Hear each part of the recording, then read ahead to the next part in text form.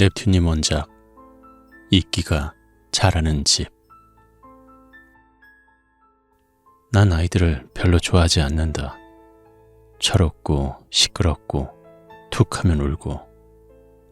보통의 사람들은 그런 것마저 귀엽다며 좋아하겠지만 나에게는 짜증나는 광경일 뿐이다. 아이러니하게도 아이들을 싫어하는 내 직업은 초등학교 교사다. 말 그대로 이래저래 먹고 살려다 보니 내가 그리도 싫어하는 애들 돌보는 일을 하게 된 것이다. 아이들을 상대하는 것이 싫긴 하지만 그냥 일이라고 생각하면 오히려 견딜만 하다. 물론 열의는 없기에 아이들에게는 교사로서의 가장 기본적인 의무만을 이행할 뿐이다.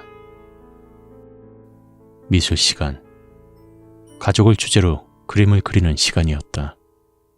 수업 시간 대부분 아이들이 각자 그림을 그리기 때문에 다른 수업보다는 훨씬 편한 과목이다. 계속 앉아만 있을 수 있다면 좋겠지만 아무리 그래도 기본적인 일은 해야만 한다.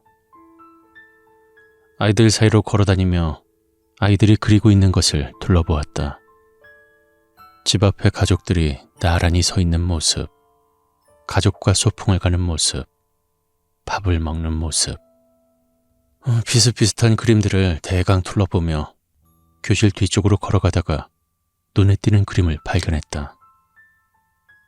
방 한가운데 엄마가 누워있고 그 옆에 아빠가 앉아있는 모습이었다. 그림 분위기를 보아서는 병간호를 하는 것 같았다. 그림을 그리고 있던 아이 지호는 엄마와 아빠를 다 그리자 녹색 크레용을 꺼내어 잠시 들여다보았다. 초록색이라고 쓰여있는 것을 확인한 지호는 엄마가 누워있는 바닥을 열심히 칠하기 시작했다. 그 모습을 잠시 지켜보다가 교사로서의 의무를 이행하기로 했다. 지호는 어떤 걸 그리고 있어? 내 말에 지호는 해맑게 웃으며 대답했다. 엄마가 아파서 아빠가 슬퍼해요. 역시 병간호를 하는 모습이었나 보다. 엄마가 아프셨구나. 초록색 침대에 누워 계신 거야? 바닥에 넓게 칠해진 초록색을 가리키며 내가 이야기했다. 아니요, 이건 이끼예요. 분명 집안 같은데 이끼라니. 호기심이 일었다. 이끼? 잔디 말이구나. 지호네 집안에 잔디가 있어? 내 말에 지호는 고개를 세차게 저으며 말했다. 아니요, 이끼예요. 엄마가 아프면 이끼가 막 자라요. 도저히 이해할 수 없는 말이었다. 궁금증에 조금 더 자세히 물었지만 나오는 대답이라고는 어떤 때는 벽에 생기고 창문이나 책상에도 생겨요. 저번엔 이끼가 아주 많았어요. 엄마가 그 위에 누워 있었어요. 이런 이상한 말뿐이었다. 몇 번을 생각해도 이해할 수 없는 이야기였다. 아무래도 아이들의 상상력이 만들어낸 거짓말인 것 같았기에 흥미를 잃고 지호를 적당히 칭찬해 준 뒤 자리로 돌아왔다.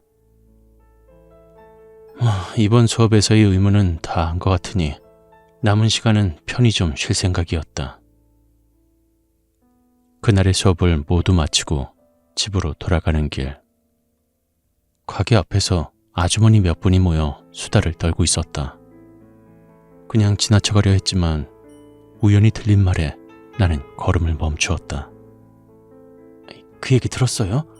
지훈이 엄마 며칠째 집에 안 들어온대요.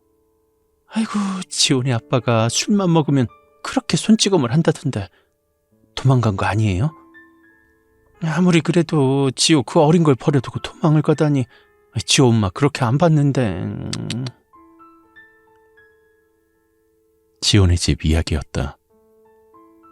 관심이 없기도 했고 특별한 연락도 없어 몰랐는데 가정사가 그리 행복하진 않았던 모양이다.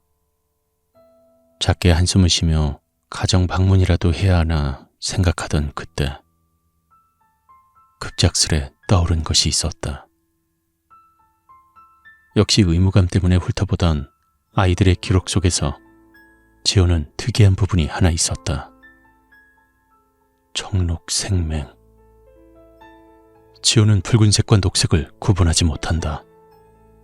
오늘 지호가 그렸던 그림은 상상이나 거짓이 아니었다. 다만 지호가 초록색 이끼라고 생각했던 것은 말라붙어 굳어진 붉은 피였을 것이다. 아무래도 의무를 저버리고 가정 방문은 없었던 일로 해야 할 것 같다.